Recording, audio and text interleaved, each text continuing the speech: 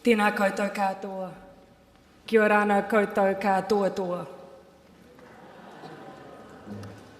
Whakalofa lahi atu ki mu tolo osi. Talofa ni, malo ni koutou, nisa bulavanaka. Whakatalofa atu, no ia Māori, kamna Māori, malo I le mali ia. Malo lava le langi e mama ma le soe fua mawa. O e tulo atu, tulo na lava. Tēnei te mihi mahana ki a koutou katoa, nā uri o te moana nui a kiwa. Kua rau ika nei e raro I te kaupapa whakahirehere o te wā. Tapu moi tae hamai, tapu moi nahi tuunga, oku faa whakatatua, kai kole ki mautali ae, kole whakamole te uwhai. O te tu lai atu, o au o ai avia le tātou nā whā, mali atua e manaloi si leo.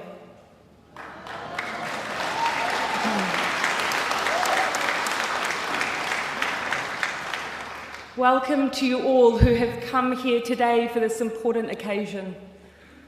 I stand before you as a symbol of the crown that wronged you nearly 50 years ago. Today is a day of solemn reflection, and over the past weeks, I have particularly reflected on the story of Pacific peoples in New Zealand. This is a lengthy story that continues to evolve. One part of this bigger story is the migration from the Pacific to Aotearoa in the 1950s, and how this has shaped who we are today as a nation, made up of many rich and diverse cultures. We have experienced the Pacific Aotearoa journey shift from one of new settlement to the present day, Pacific diaspora in New Zealand, where Pacific peoples are an integral part of Aotearoa's cultural and social fabric, and are active contributors to our economic success. However, in the multiple chapters of Pacific people's story in New Zealand, the chapter of the Dawn Raid stands out as one that continues to cast a long shadow. Discriminatory application of immigration laws in the 1970s. During the economic boom of the 1950s, New Zealand encouraged significant migration from the Pacific region to fill labour shortages in the manufacturing and primary production sector. It was a time of economic prosperity, and many migrated from the Pacific to New Zealand as a result. However, at the downturn of the economy in the early 1970s, parts of our society began to see migrants as jeopardising their financial security and quality of life. The migrants who became the focal point and scapegoat for these fears were largely Pacific peoples. And when police and immigration enforced immigration laws around overstaying, not everyone was targeted. Instead, police and immigration officials overwhelmingly conducted raids on the homes of Pacific families. Officials, often accompanied by dogs, undertook late-night and early morning raids of homes. Residents in those homes were woken abruptly, physically removed from their beds and forced into police vans to be taken for questioning. Some were hauled to the police station to appear in court the next day, barefoot, in pyjamas or in clothes loaned to them in the holding cells. Others were wrongfully detained. During what became known as the Dawn Raids period, police also conducted random stops and checks which required any person on request to produce their passport or permit if there was good cause to suspect an immigration-related offence, like overstaying a permit. This lawful provision was exploited to racially profile those who were suspected as being overstayers, with Pacific peoples, Māori, and other people of colour randomly stopped in the street, at churches and schools, and other public places. I understand that at that time public statements were made that a passport should be carried by those who looked like and spoke like they were not born in New Zealand. Many groups, such as the Citizens Association for Racial Equality, Ngā Tamata Toa, Amnesty Aroha, and the Federation of Labour took to the streets in protest of these actions. A prominent youth group was the Polynesian Panthers.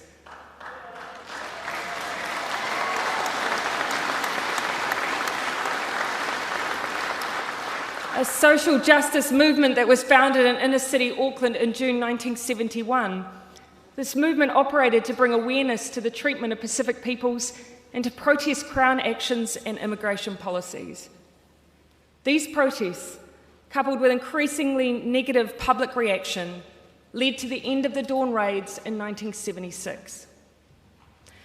When we look back, it is now very clear that the immigration laws of the time were enforced in a discriminatory manner, and that Pacific peoples were specifically targeted and racially profiled when these activities were carried out. The statistics are undeniable. There were no reported raids on any homes of people who were not Pacific. No raids or random stops were exacted towards European people. Following an inquiry report of the then Race Relations Conciliator Walter Hirsch in 1986, it was found that while Pacific peoples comprised roughly a third of overstayers, they represented 86% of all prosecutions. During the same period, overstayers from the United States and Great Britain, who together comprised also roughly a third of overstayers, made up only 5% of prosecutions.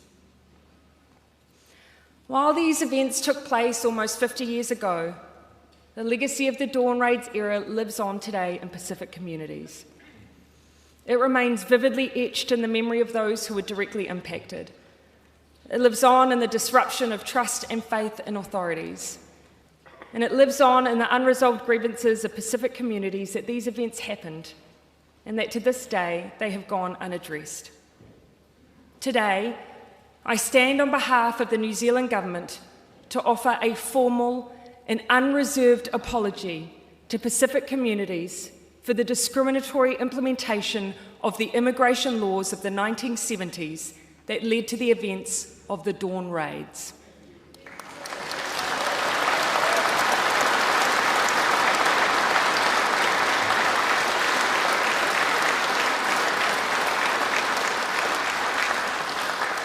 The government expresses its sorrow, remorse and regret that the Dawn Raids and random police checks occurred and that these actions were ever considered appropriate.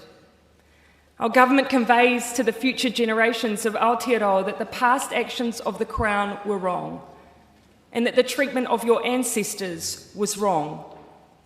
We convey to you our deepest and sincerest apology. We also apologise for the impact these events have had on other peoples, such as Māori and other ethnic communities who are unfairly targeted and impacted by the random police checks of the time. We acknowledge the distress and hurt that these experiences would have caused. As a nation, we expect everyone in New Zealand to be treated with dignity and respect, and we expect that all individuals are guaranteed their rights without distinction of any kind. Unfortunately, these expectations were not met in this case, and inequities that stem from direct and indirect discrimination continue to exist. We're committed to eliminating racism in all its forms in Aotearoa, New Zealand, and affording everyone the right to be treated humanely and with respect and with dignity. I want to emphasise that under our current immigration compliance regime, the government no longer prioritises compliance activity and deportation on the basis of ethnicity or nationality, but instead seeks to address potential risks to the New Zealand community and the integrity of the immigration system. As a government, we want to honour Pacific ways of seeking reconciliation. We understand that Pacific practices and protocols vary, but the common thread that underpins these practices is the expectation of reconciliation that is meaningful, genuine, and that restores the balance from past wrongs. We want our apology to be in a manner that has meaning to Pacific peoples. I also hope that our presence and apology here today helps weave together our connections as people. But I understand that in many cultures, including in Pacific cultures, words alone are not sufficient to convey an apology, and it is appropriate to include tangible gestures of goodwill and reconciliation. We acknowledge the enduring hurt that has been caused to those who were directly affected by the Dawn raids, as well as the lasting impact these events have had on subsequent generations. I've heard that for many people, the hurt was so deep that nearly 50 years later, it's a struggle to talk about. We recognise no gestures can mend this hurt. However, we hope that the gestures I'm about to outline are accepted as a way of expressing our deepest sorrow, whilst recognising the wrongs of the past, and to pave a new dawn and a new beginning for Pacific peoples in New Zealand. As a government, we commit to the following gestures of goodwill and reconciliation to our Pacific communities. We will support the development of a historical account of the Dawn raids, which can be used for education purposes. As part of this, the community will have the opportunity to come forward and share their experiences. May the process of gathering an official historic account from written records and oral history provide an opportunity for Pacific peoples to begin a new journey of healing, and we hope one that will restore mana. We will ensure resources are available to schools and kura who choose to teach the history of the Dawn raids, which would include histories of those directly affected. May this opportunity help future generations gain knowledge and understanding that will help them ensure the mistakes of the past are not ever repeated again. We will provide $2.1 million in education scholarships and fellowships to Pacific communities in New Zealand.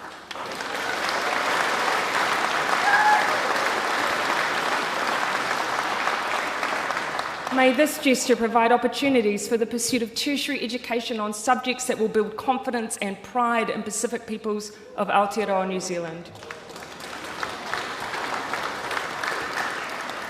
And we will provide $1 million in Manaaki, New Zealand short-term training scholarships for young leaders from Samoa, Tonga, Tuvalu and Fiji.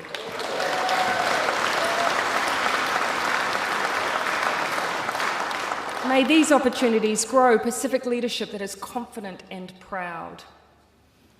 Almost 50 years on from the Dawn raids, the Pacific story continues to shift. This chapter sees a Pacific Aotearoa that is self-assured, thriving, prosperous and resilient.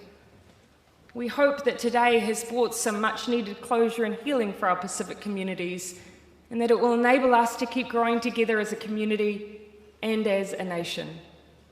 Once again, my deepest acknowledgements and respect to all those who are directly affected by the harms caused during the Dawn raids, including those who continue to suffer the scars. My acknowledgement and gratitude to the many individuals and organisations who stood up for justice, called out the Dawn raids for what they were, supported Pacific peoples throughout and championed the need for an apology. It is my sincere hope this apology will go some way in helping the Pacific youth of today know with certainty that they have every right to hold their head up high and feel confident and proud of their Pacific heritage, and in particular the sacrifices their parents and grandparents have made for Aotearoa, New Zealand. May my words today be received in the spirit of humility that I convey them. O whaatu, alofa atu, nō reira, tēnā koutou, tēnā koutou, tēnā koutou katoa, kia kaha, pāpatai malo o pito, mataki mata, pa koe lahi.